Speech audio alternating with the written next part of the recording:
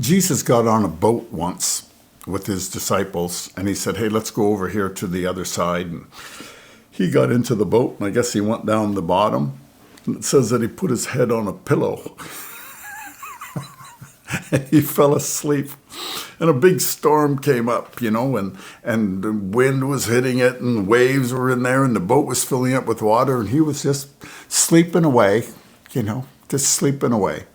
And see, he was a man too. He's God manifest in the flesh, but he was also a man. He could sleep and get thirsty and eat and drink, and he cried, he laughed, just like us.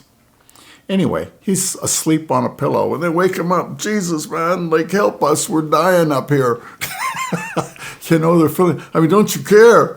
And then Jesus got up, and he looked around. He rebuked the wind and the waves, and whoosh, they were calm, right away. And the disciples, they looked at each other, and they says, who is this man? Who is he? Healing the sick and casting out devils. Okay, man, that's overwhelming enough. But the elements of nature, who can do that? Who can do that? Who is this man? Let me tell you, if God was on the earth, and he was, in the person of Jesus Christ, what effect would he have in this world? I can remember, the year 2000 when it came. And they had this big thing on CNN and stuff about the most influential people of all time in the last 1,000 years, the last millennium.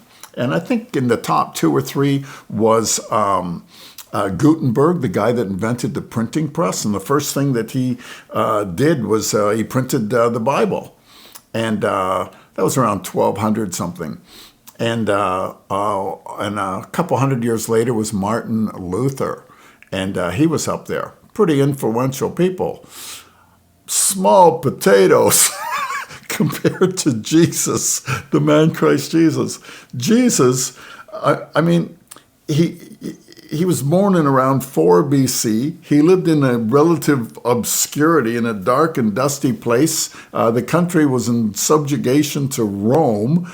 He worked as a carpenter for 30 years. He was just a family boy. Everybody knew him in a small town, Nazareth. And he had a 3.5-year ministry, and a public ministry. And he didn't even have a headquarters. He didn't have a church, a synagogue. He never had a school. He never wrote a book. He never even wrote a poem.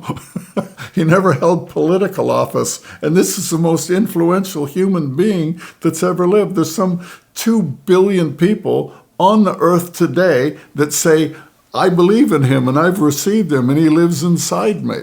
And almost about 800 million are filled with the Holy Spirit speaking in tongues.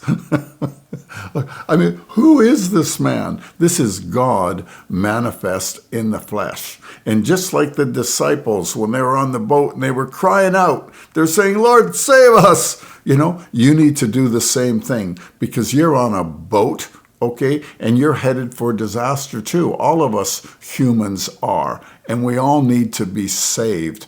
You're headed towards death. All of us have an appointment with death, and we're all afraid of it, or should be. And also, we're afraid of what's going to happen when we die. And you should be, because it can be pretty scary. But Jesus has power over the elements. He's got power over death, and he's got the power, and the ability to give you eternal life. He says, I'm the resurrection and the life. He that believes on me, even if he dies, he will live. He's got that power. Got to have a friend in Jesus. Amen.